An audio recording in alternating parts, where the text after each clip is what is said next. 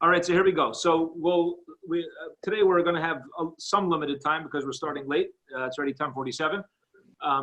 So we'll still try to cover as much as we can. We'll try to take us up to the halachos of the Pesach Seder, which will be extensive. So next class will probably be a lot longer with a lot more questions.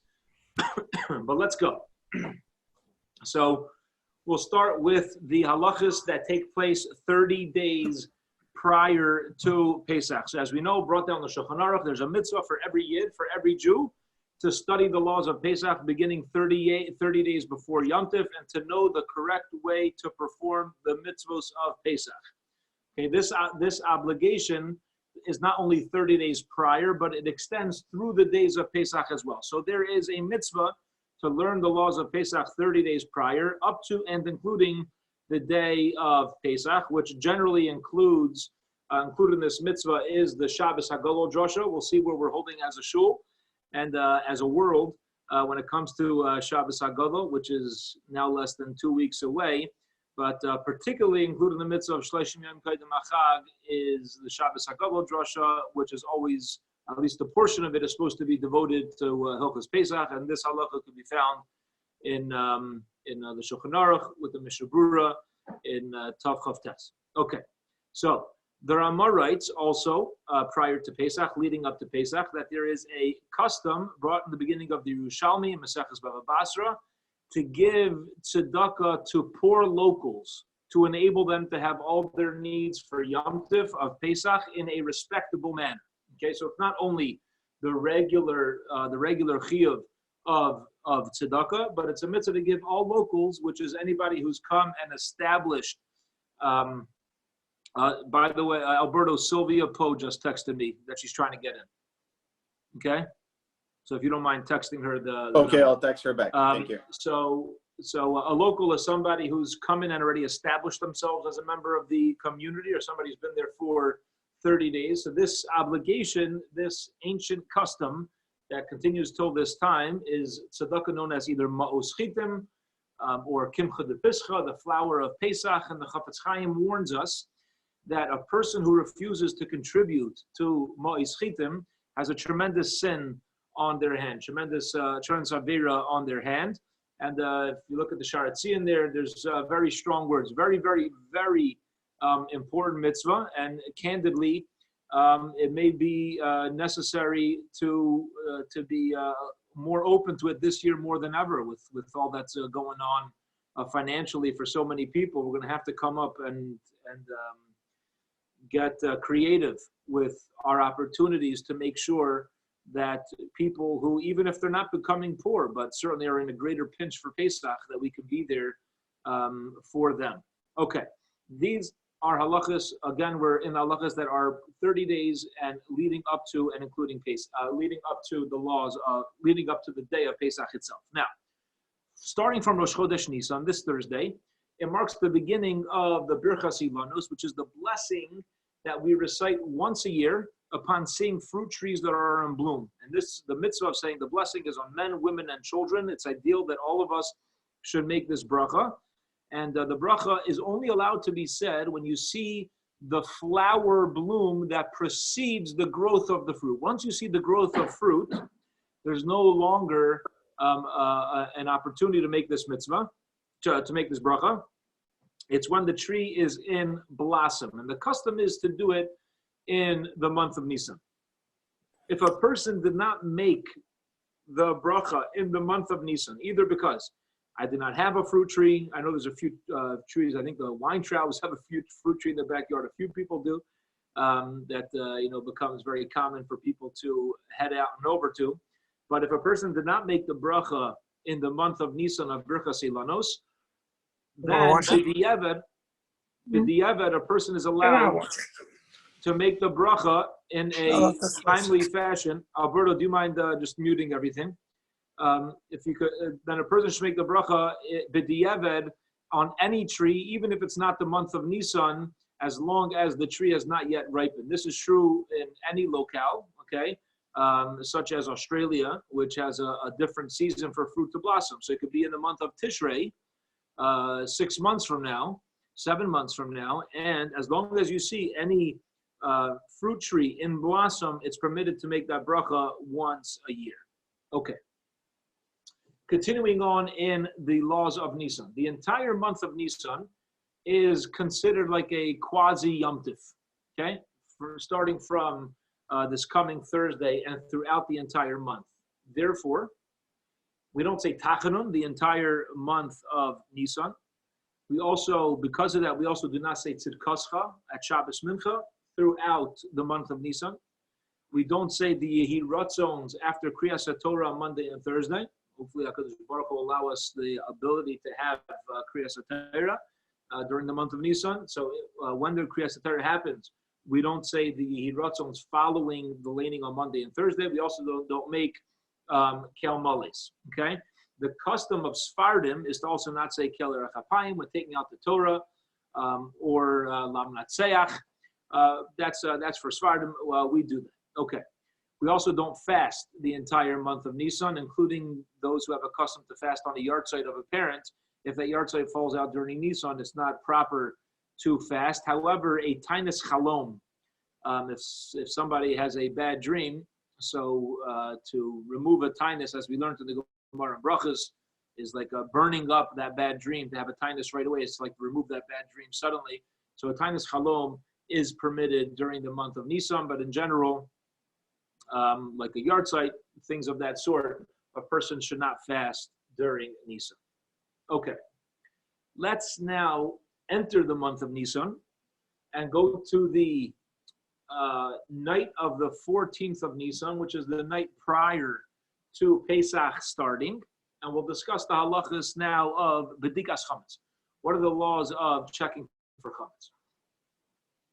So, and included in this, we'll discuss our preparation, like what needs to be cleaned, because Bedikas Chametz was when people would clean their homes, if they had smaller homes than we have now, and for us, we stock up on food and toilet paper and all sorts of stuff, so there's a lot that we're checking for. But what exactly are we cleaning for on Pesach, and what are we looking for at Bedikas Chametz? So what we're getting rid of and what we're looking for is any chametz that's the size of a kazayas, that's the size of an olive. Okay? That's what we need. Any chametz that's the size of a kazayas is usher to have in one's possession. If it's made very small, such as Cheerios that are made to be very small, soup nuts, chametz that is created to be small, then that also needs to be searched out, because that's its beria, that's how it's created, and it has its chashivas, even if it's less than the size of an olive. This is the halacha. This is the halacha. The halachas of removing from our property chametz on Pesach is anything. If it's a piece of something bigger, that's the size of a kazayas, or something that's made smaller in its entirety. That is the halacha. That's all we need to do. The spring cleaning that goes on, we should stop blaming Pesach for. Okay? However, it seems the custom is to search as carefully as possible for any chametz. Of course, we want to get rid of any chametz possible, and Klal Yisrael, we're a special people. We don't want to have any sort of chametz in our possession. So it is appropriate. It's appropriate to search out for any chametz, even if it does not fit under the previous criteria that we mentioned. Okay. Nowadays, that we clean the house before Bedikas Chametz, Rav Shmuel Kamenetsky says that we don't really need to do the same in-depth Bedikas Chametz, the same in-depth search in every spot the night prior to Pesach, because we've already cleaned out most places. Okay? So the in-depth search that they would do by Bedikas Chametz, we've pretty much done that already in our Shleishim Yom, in our 30 days prior to Pesach. So any area that we've cleaned out for Pesach already does not need an in-depth search at Bedikas Chametz. However, we're still required to look over all areas that chametz may have been brought into. Okay? So, again, it used to be more an in-depth search. Now we're kind of doing any area that we've cleaned out already needs like an overview type of search does not need, you don't need to get back down into the nitty gritty when you already scrubbed down a particular area of the home. The bedikas chametz itself, the search for chametz itself. So the custom always has been, and many of us, some of us, I should say,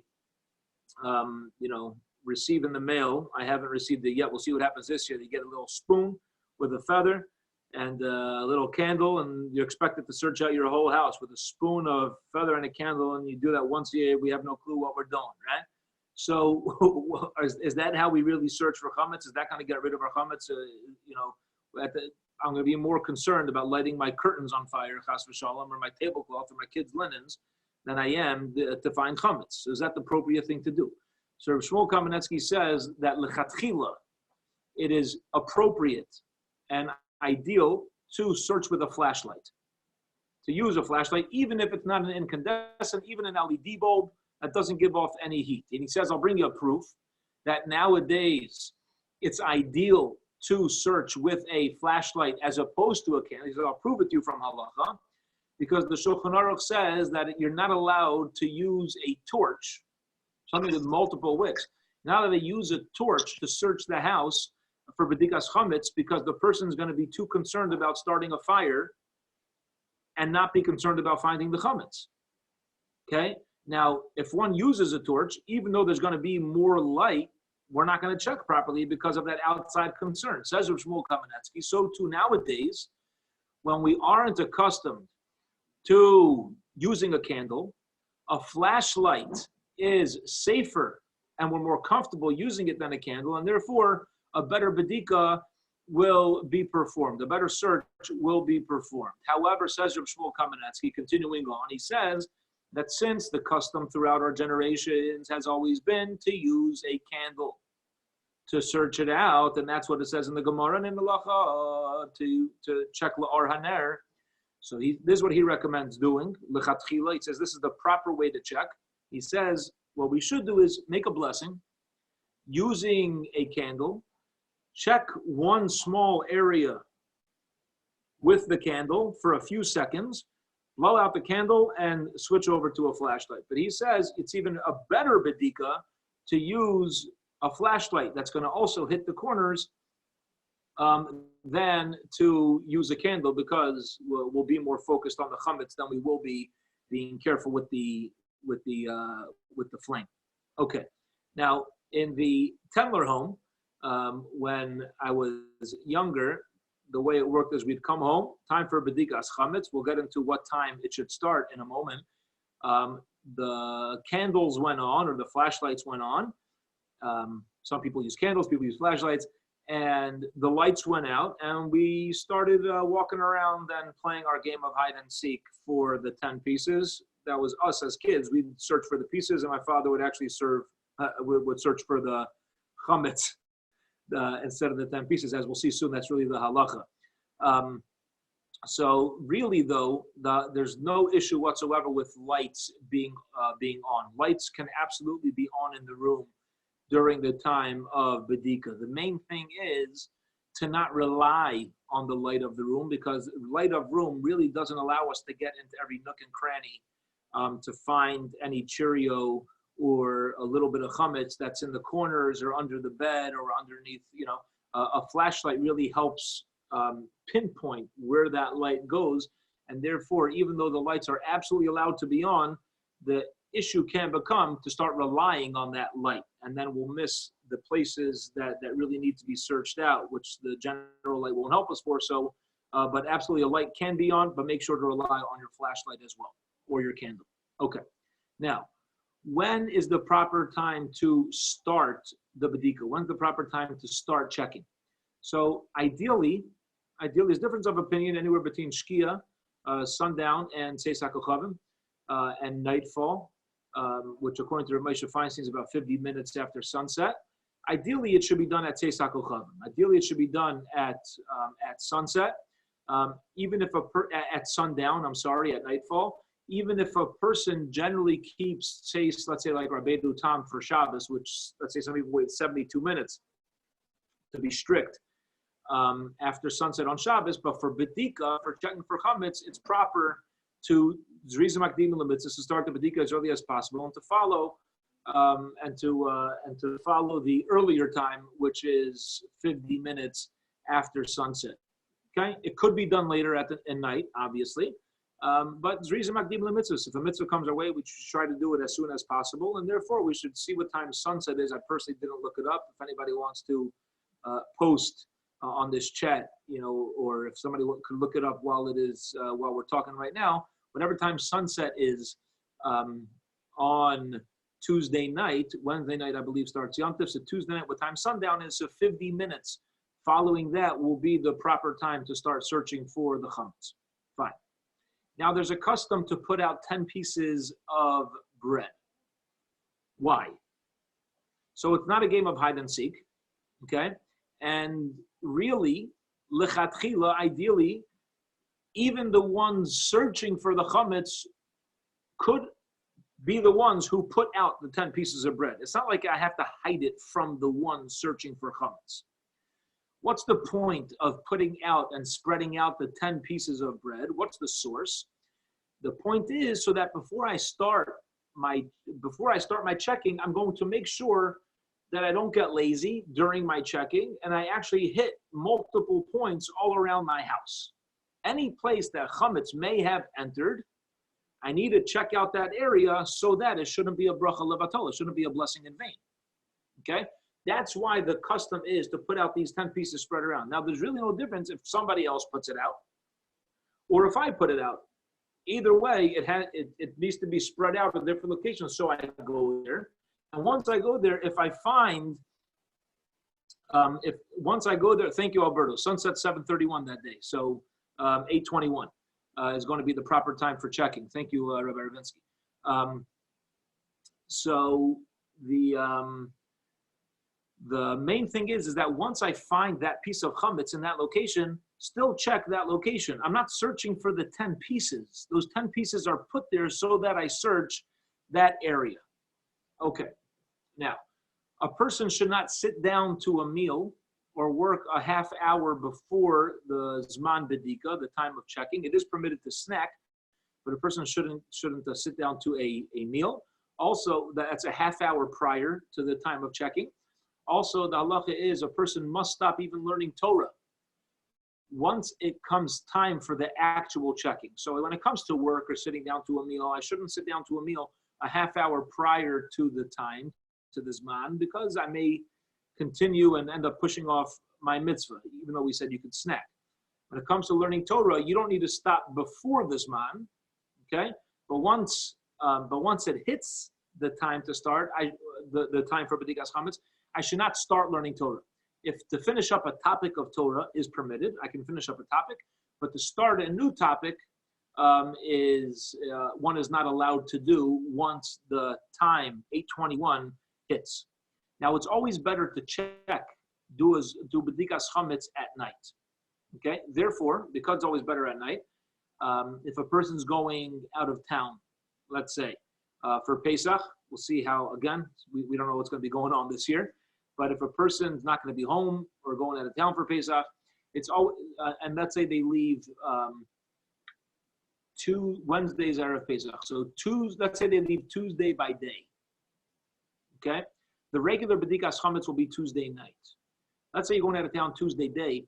It's preferable to check for Chametz the night before, which is the night of the 13th day of Nisan, and to check the day of the 14th, and to check the day that one is actually leaving.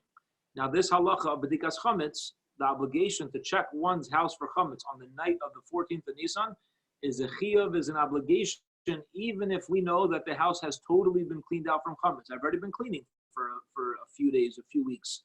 But even if I know it's been cleaned out from Chametz, we do the checking with a bracha. Now, to clarify something, very important. Why are we putting out the 10 pieces of bread?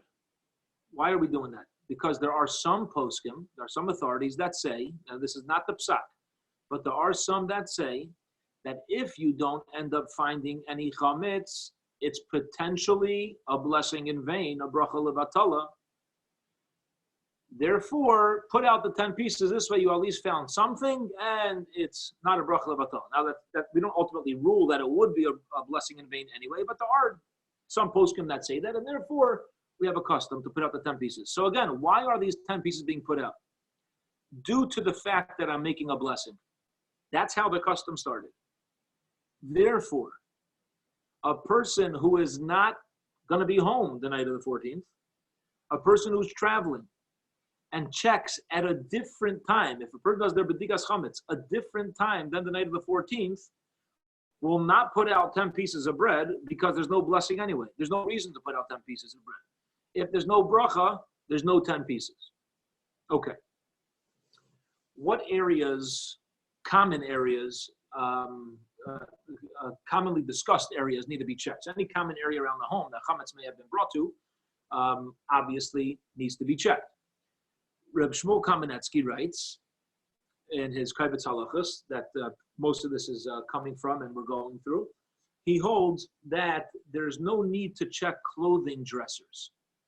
Any dressers in your room that hold clothing, there's no need to check those areas because it's not the derech to keep chametz there. There's only an obligation to check areas that the derech, the normal way, is to bring chametz to that area, okay? So you do not need to take out every last shirt unless you've got a little toddler running around that puts things, and therefore it is the derech to put it in. But there's no need to check clothing dressers, says Reb Shmuel. However, one should shake out pockets of their clothing, and something to recognize as well is even cuffs. If somebody has cuffs on the bottom of their in their hem, bottom of their pants, bottom of their dress, if there's cuffs, sometimes you could get crumbs that fall into that, or dirt that goes into it. We're not looking for dirt, we're looking for crumbs. And even in pockets, sometimes people will leave a piece of gum, a little piece of candy. You could get crumbs that fall into one's pocket without us knowing. So even though we don't need to check the dresser itself, but a person should shake out pockets of clothing that have been worn and also shake out the cuffs. There's no need to check the pockets and to check the cuffs, but it's proper to shake it out. What about, go ahead, Alberto, wouldn't these crumbs be, trying to check what your question is, wouldn't these crumbs be what? Nullified anyway, so after yes, but we want to get rid of it. A lot of this is going to be nullified anyway. But let's get back to your question soon. Okay. The ways that we ultimately got rid of it. Okay, so that has to do with clothing areas and pockets and cuffs. What about suitcases? Somebody travels and they've taken suitcases on a trip. We may have packed in some kosher food, some snacks for the airplane. So do I need to start going through any luggage or any suitcases that I took with me during the year that may have had chametz? So Rabbi Shmuel Kamenetsky writes that a person who in general is careful about looking over their suitcases to make sure there's nothing left in it before putting it into storage can assume that looking over was their bedikas chametz already, meaning you do not need to check over luggage or suitcases that I know was already looked over for food before putting it away into storage. All right. What about books and svarim? So any svarim and books that have possibly been taken to a table when eating chametz. Okay, sometimes people will nibble a snack, take a drink, so on and so forth, when reading a book. So we should check any svarim or books that possibly were used with chametz around. Any books that we're confident did not come into contact with me, someone else in my home, when eating chametz, you do not need to do bedikas chametz to shake out those books for crumbs. Okay? Now, this that a person should check their books and svarim is true, even if like Alberto started touching on, and we'll get to it soon, even though how big are the crumbs in my book already? Right? We said you're searching out the kazayas, anything that's a kazayas or a Cheerio, anything that falls into my book is going to be less than that size. So particularly with books and Sfarim, there is a concern because I may come to open that book on Pesach or touch it, and now that chametz could be on my hand and transfer directly to a Pesach Dika item that I'm eating on Yom Tov. It can always transfer, and we know this very well. Unfortunately, fortunately we know it. Unfortunately, how we know it with the virus that's going around and how easy it is for things to transfer. A small little crumb, a small little thing, which we want to refrain from even the smallest amount of chametz on Pesach, and therefore, even though it would be smaller than a shear if it fell into the book, this book that came into contact with chametz should still be shaken off or cleaned out. Even though we're saying that a person can clean out their books and Sfarim, okay, and checked, it's highly recommended to not use year-round benchers on Pesach. Okay, technically you could. Why not? Clean it off. Yeah, give it a wipe down. But because benchers, birchas hamazon, the birchons, are left on the table all as chametz all over the place, so it's highly recommended to not use year-round benchers on Pesach. Okay, a very common thing as well, which we've started mentioning in recent years, is that because people have their phones attached to their hips, and it's with us at all times. So we would be surprised at how many crumbs you may find in your phone protector, behind your phone, and in those crevices. And therefore, it's proper to check the cell phone protectors, the cell phone holders, to take it off and to make sure that there's no crumbs inside that area. What does not need to be checked? Okay, so like we said, any area that has that doesn't have chametz brought there, like a dresser. And also for the night of bedikas chametz, I also do not need to check any area where I've already placed my chametz items. How could a person have a chutzpah to put down their Pesach items? I'm sorry. How could a chutzpah to put down their Pesach items in a place where there's still chametz? Of course not. Right? So therefore, if I already cleaned out my fridge and I have my Halachos of Pesach, OU, Tropicana that are already on the shelves in my fridge, and my cheese or yogurt or whatever I put into my fridge is all kosher Pesach items. Why did I put my kosher Pesach items there? Because I was confident that there is no chametz in that fridge. Therefore, the night of bedikas chametz, I don't need to check my fridge anymore. All right, so any Pesach, and the same thing is true with the pantry, a Pesach pantry. Any place where Pesach items are already placed do not need to be checked. A refrigerator, a pantry that has chametz, that already has Pesach items stored there, does not need to be checked anymore. Okay. An area that we own that needs to be checked is a person's car. We have to make sure that we don't have any chametz in our cars. That's also something that we own, even if it's being leased or financed, right? Because we signed on it, so it's officially ours, like our home. It's kind of taken out a mortgage, okay? Therefore, even though we should have cleaned out our car prior, but it's proper that when we check our homes the night of bedikas chametz, to also walk out to the car and give it a good look over. Take your flashlight, give it a look over, make sure that no chametz got back into the car. That's also a mitzvah of bedikas chametz. Now, there's going to be areas of our home that simply cannot be cleaned because they can't be reached. There's cracks and crevices. So the halacha is that any area that is difficult to reach for cleaning, well, all you need to do is spray it with bleach, because that makes it no longer roi lachilatz kalev. It no longer makes it fit for a dog to consume, and therefore there's no problem of as long as it's difficult for me to get to. So spray it with bleach, spray that crack, and it's fine. Also, any object that's difficult to move, a refrigerator, a stove, you don't need to check underneath it unless there's wheels and it's not exceedingly difficult. Otherwise, take your bleach bottle or whatever it is, spray underneath it, and you did what he had to do.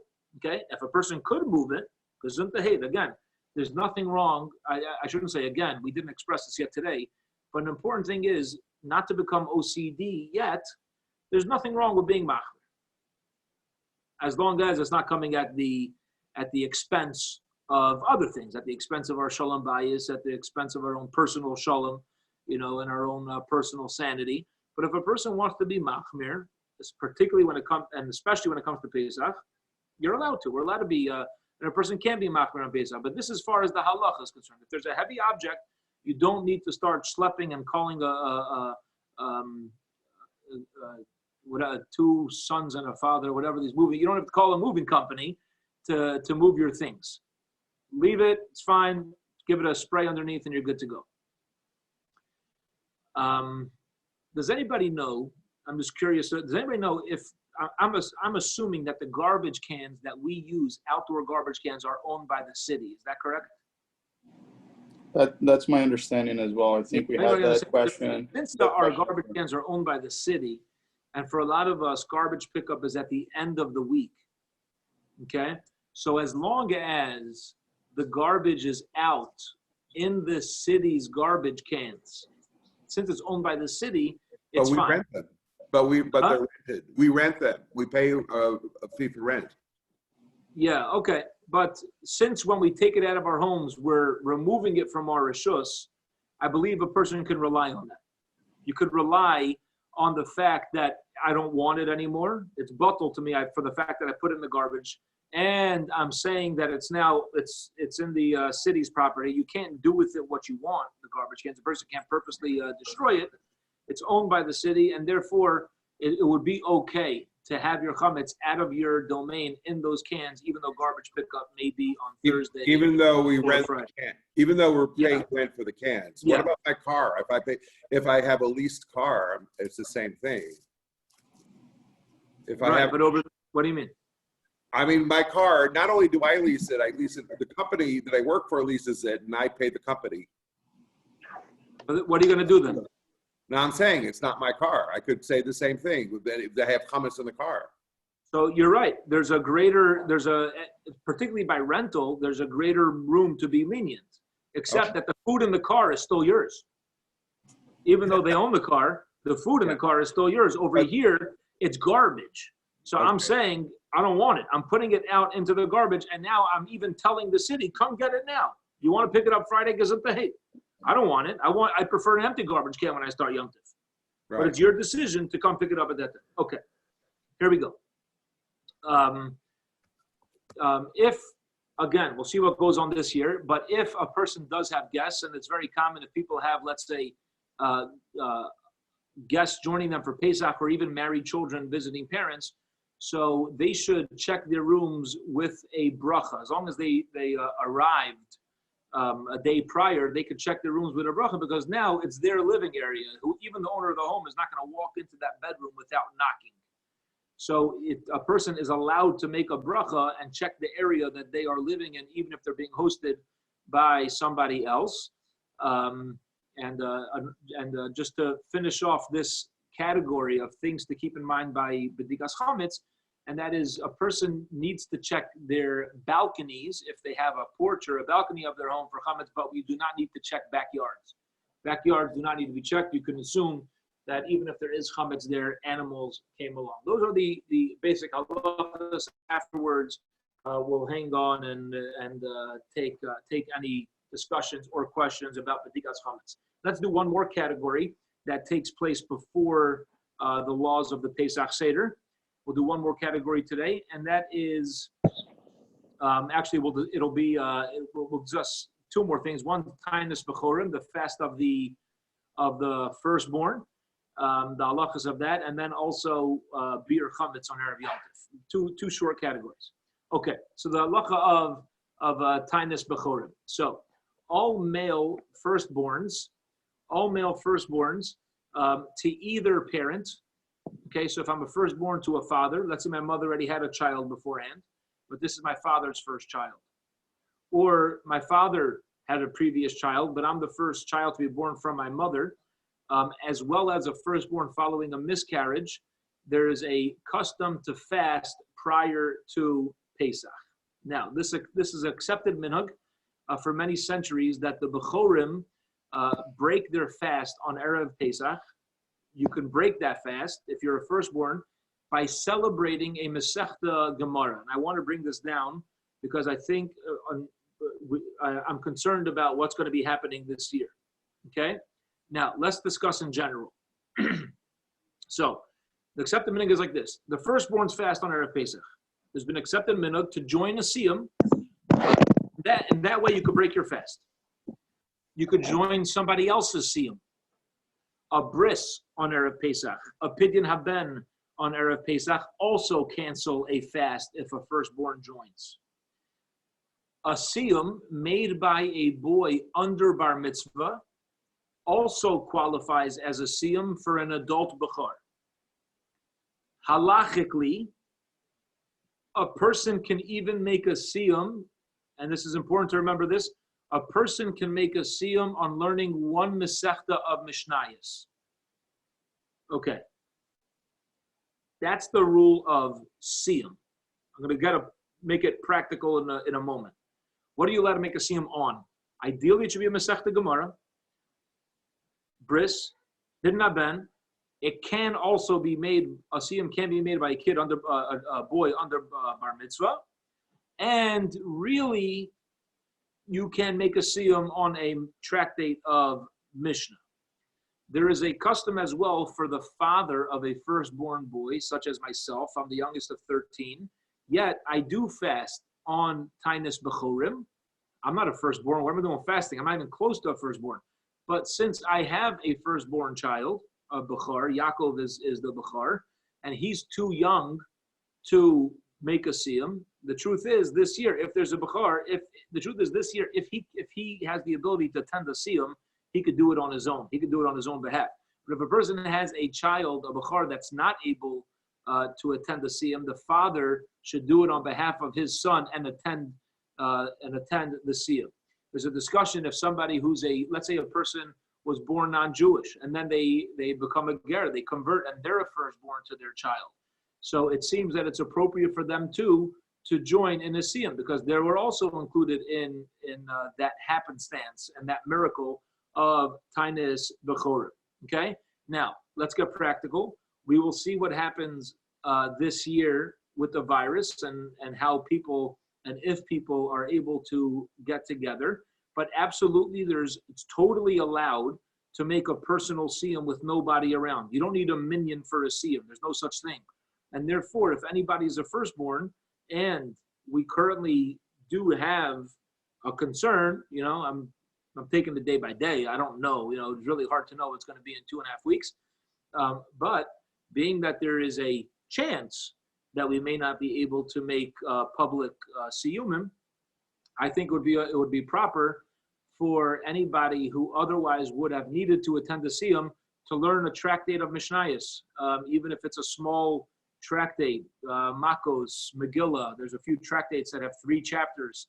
And, as long as a person, even if you read it through in English, as long as a person understands what they are learning, then we can make our own personal siyum in our own homes, and there's no problem with that. That is the halachas and the customs of Tainis Bechar, the fast of firstborn, and also in Erev Pesach, we know that in general they make a big bonfire and we do beer chametz, we destroy our chametz. A person does not need to destroy chametz that they don't have. I've seen people, they say, oh, there's a bonfire, we got to go burn chametz. All right, let's go to Schnucks, buy a bag of pasta, and we'll throw it into the fire. No.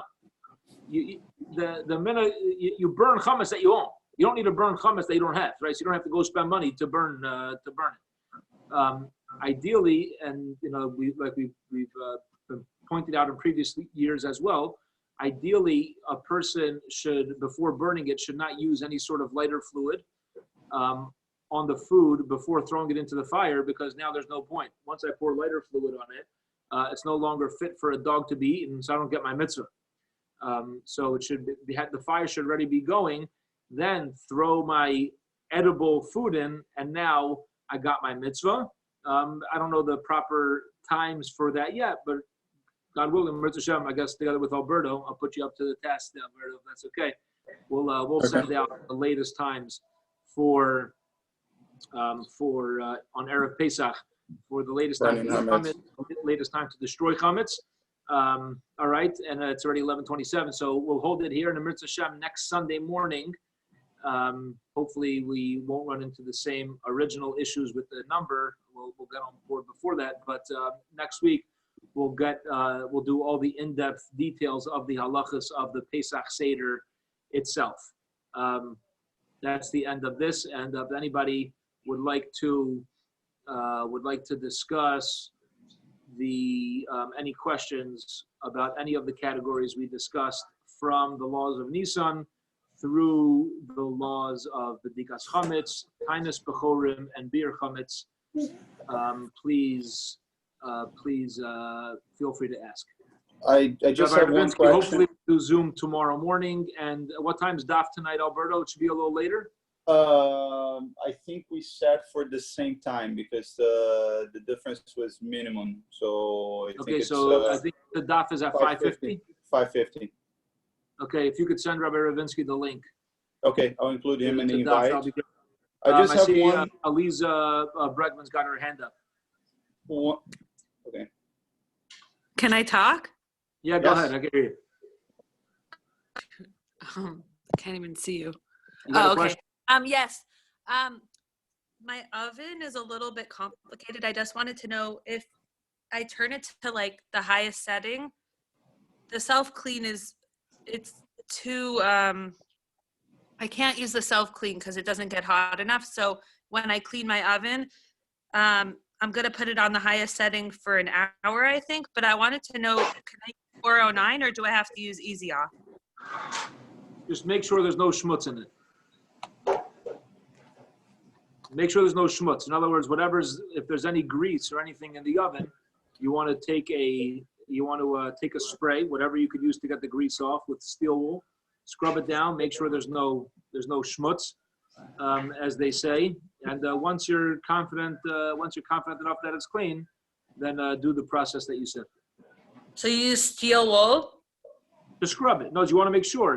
You want to make sure that any schmutz is off, especially if you're not going to have the heat of a self clean. Right, but what I want to know is do I have to use Easy Off or can I use like a different spray? Whatever's going to take off the chametz. Whatever works in your oven is fine.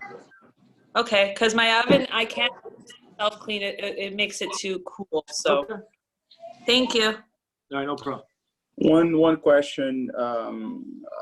As you're saying, we need to go day by day, but how can we do the sale of chametz this year if we're unable to get in person with you, for example? Say that again. The sale of chametz, right? Yeah. That usually we go sign the paper, give it to you, we give the pen back. So if we're unable to do that. Good question. So what we'll have to do this year is we'll send out the Mechiras Chametz form. It should be, I don't know, maybe Alberto, I don't know if everybody can print it out and scan it, or maybe we should do something that can be actually changed online so people don't even have to print it if anybody doesn't have a printer, and then sent back to my email with a phone number, and then over the phone you'll authorize me to be your agent as I see fit, to be your shliach as I see fit to sell your chametz. It's not the ideal way to do it because ideally we want to make an actual kinyan, but as plan B, if it's not possible to make a kinyan, then it's enough to authorize me over the phone. Okay. Anybody else? All right. That's it. Thank you so much, everybody. Who's that, Nina? That's Nina. How you doing? Good to see you. You enjoying your daddy time, or am I taking too much of his time from you? I'm sorry. All right. All right. And we'll get back to you. Thank you so much, everybody. Thank you so much. Thank you. Thank you for joining, and we'll see everybody, Mirza Shem, next week at 10:30. All right. Thank you. All the best. All the best. Bye-bye.